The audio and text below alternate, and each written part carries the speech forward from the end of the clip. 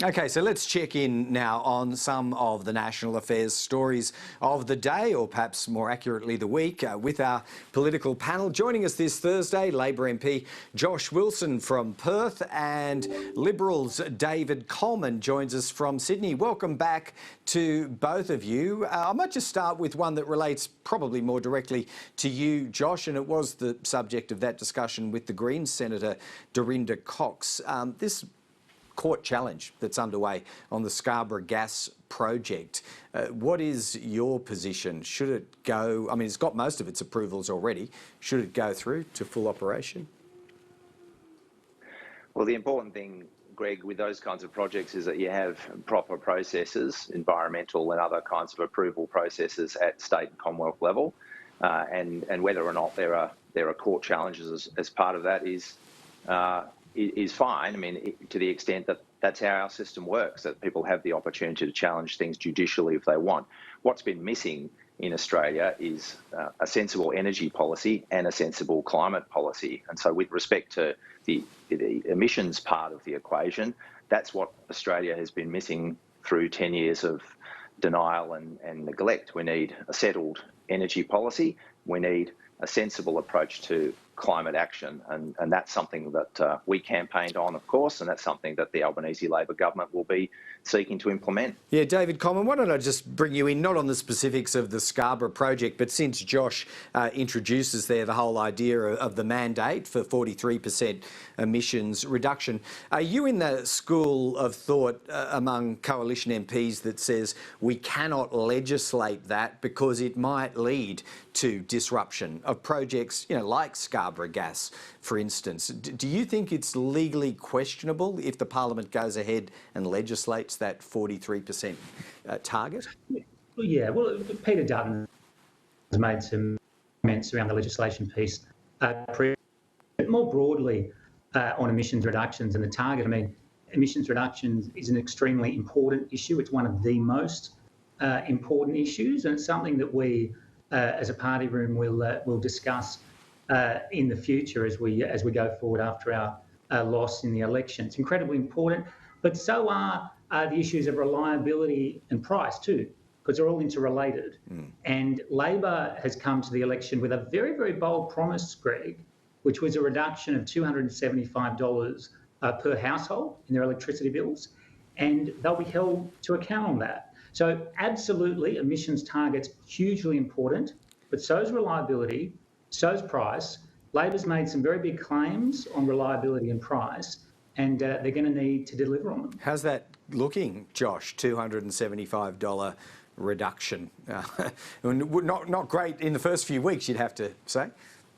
Yeah, well, look, we're not going to indulge in what the coalition might like in the form of some sort of national collective amnesia. I mean, we haven't got reliability at the moment, and we've got prices that are out of control at the moment. And whose fault is that?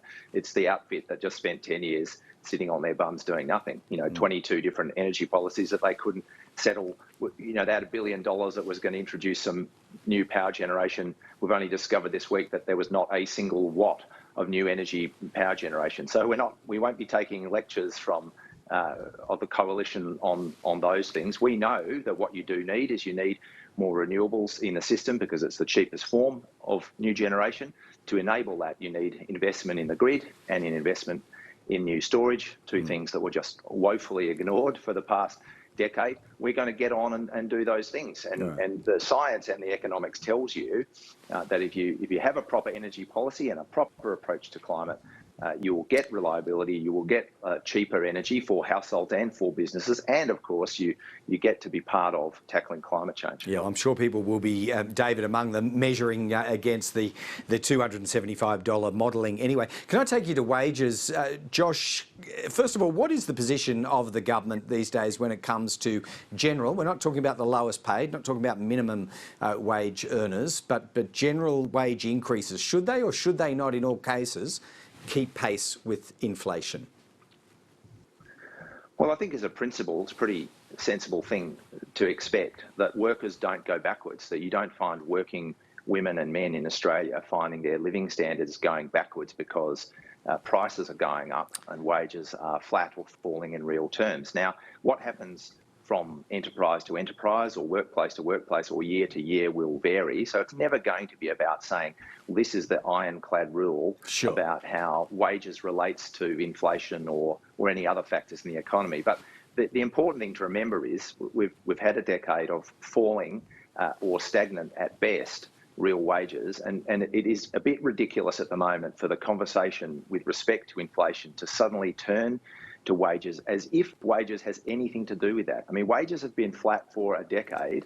At the moment, they're running at half of inflation, and we need to get away from this sort of delusion that's taken hold that says that every economic problem has to do with wages, particularly rising wages, because that's not even the case. It's almost as if someone says, let's have an emergency town hall meeting every week to talk about how excessive rainfall could impact our crops when we're in the middle of a year-on, year-out drought. That is how nutty this conversation is. We actually need wages to go up so that working people can have a fair share of profits and prosperity and productivity in this country. All right, David, let's bring you in on that. I suppose you're going to try and suggest to us, are you, that this is at odds with some of the signalling in the campaign?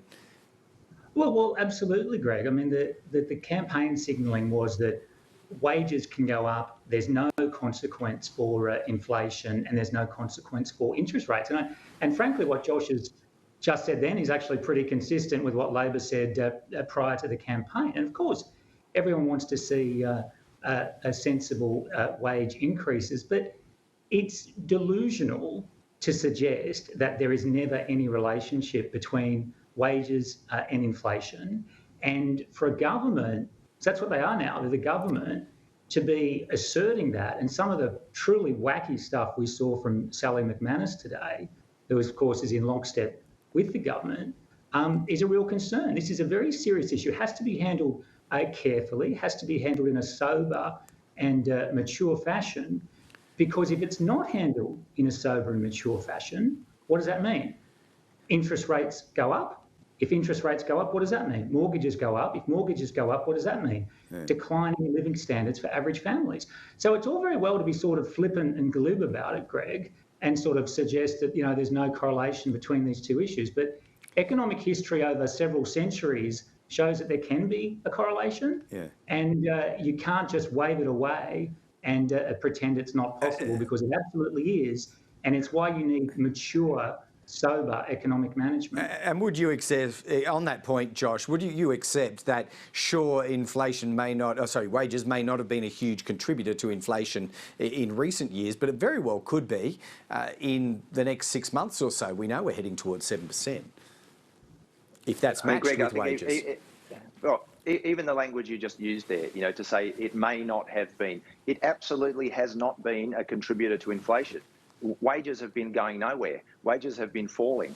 Wages are, even in this most recent year when they've risen by a tick over 2%, are still at half of inflation. So the idea that we would put forward tentatively the proposition that wages are somehow related to inflation at the moment is bananas. It is bananas with chocolate sprinkles on top. And David talks about, economic principles. I mean, we are led to believe that when productivity goes up, and when profits rise and when unemployment is low, wages will rise in a commensurate fashion so that working people get to share in the prosperity that they are creating. Now, that is absolutely what has not happened over the previous 10 years. And why? Not because, as David says, that he and his fellow members of the coalition are happy to see wages go up, because they're not. They actually practiced a deliberate policy of wage suppression. That's why we need to fix bargaining in this country.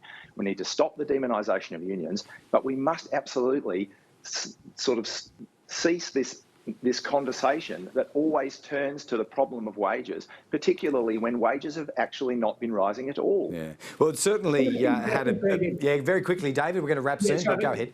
Sure.